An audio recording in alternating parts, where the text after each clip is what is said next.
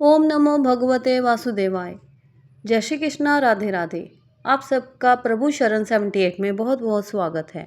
आज हम करने जा रहे हैं आषाढ़ अमावस्या की व्रत कथा। प्रथम गणपति जी महाराज गुरु महाराज को प्रणाम करते हुए हम व्रत कथा का आरंभ करते हैं।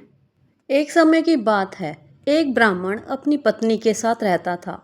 वो दोनों ही भगवान विष्णु के बहुत बड़े भक्त थे। दोनों प्रतिदिन अपना ज़्यादातर समय भगवान के ध्यान और पूजा पाठ में बिताते थे। ब्राह्मण का घर धन धान्य से भरा हुआ था, किंतु संतान ना होने के कारण ये दंपति अत्यंत दुखी रहता था। एक दिन ब्राह्मण ने अपनी पत्नी से कहा कि मैं तपस्या करने के लिए वन में जा रहा हूँ।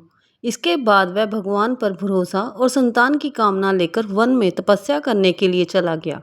ब्राह्मण को कठोर तपस्या करते हुए कई वर्ष बीत गए, लेकिन उसे फल की प्राप्ति नहीं हुई। अंत में हार मानकर ब्राह्मण ने अपने जीवन को समाप्त करने का निर्णय किया। अपने जीवन समाप्त के बारे में सोचकर उसने पेड़ की डाली पर फांसी का फंदा डाल दिया और अपने गले पर बांधने लगा। तभी वहां पर सुख अमावस्या प्रकट होकर बोली, हे ब्राह्मण, तुम्हारे भाग्य में 7 जन्म तक कोई संतान नहीं लिखी है, किंतु मैं तुम्हें 2 कन्या का वरदान देती हूँ।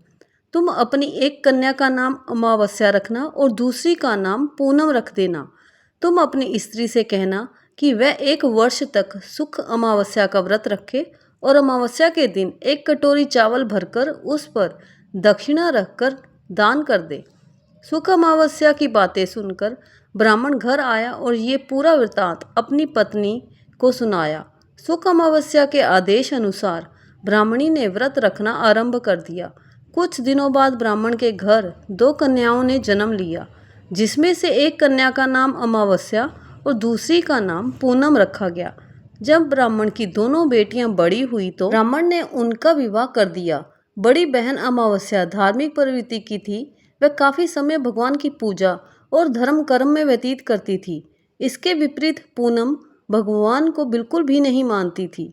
बड़ी बहन अमावस्या के घर में सुख समृद्धि का भंडार था, पर छोटी बहन के घर में दरिद्रता छाई थी। जब बड़ी बहन अमावस्या को अपनी छोटी बहन पूनम के बारे में पता चला कि वो बहुत दुखी है, तब अमावस्या अपनी बहन के लिए ढेर सारा सामान लेकर उससे मिलने गई।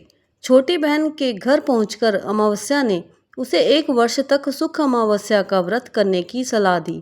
साथ ही अमावस्या ने व्रत को विधि पूर्वक करने के बारे में पूनम को बताते हुए ये भी कहा कि तुम 1 वर्ष तक सुख अमावस्या का व्रत करना और 1 कटोरे में चावल भरकर उसे दान कर देना। ऐसा करने से तुम्हारे सभी कष्ट दूर हो जाएंगे और घर में सुख समृद्धि आएगी।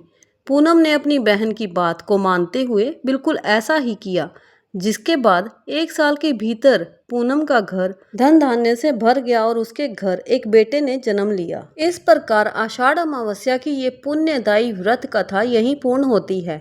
जो श्रद्धा से इसका श्रवण करता है उसे समस्त पापों से मुक्ति और पुण्य की प्राप्ति होती है। हे त्रिलोक के स्वामी, इस व्रत एवं कथा के पुण्य से सभी भक्तों का कल्याण करें और जीवन में सुख शांति एवं समृद्धि प्रदान करें। जो भी इस व्रत को विधि पूर्वक करता है और कथा का श्रवण करता है, उसे पितृदोष से मुक्ति, अक्षय पुण्य और सौभाग्य की प्राप्ति होती है। इसे शुभ कामना के साथ आषाढ़ अमावस्या की पावन व्रत कथा का समापन करते हैं। प्रभु आप सभी पर अपनी कृपा बनाए रखें। जय श्री हरि, जय श्री विष्णु। आषाढ़ अमावस्या की ये व्रत कथा पूर्ण हुई। इस पुण्य अवसर पर सभी के जीवन में शांति और धर्म का प्रकाश फैले, यही प्रार्थना है।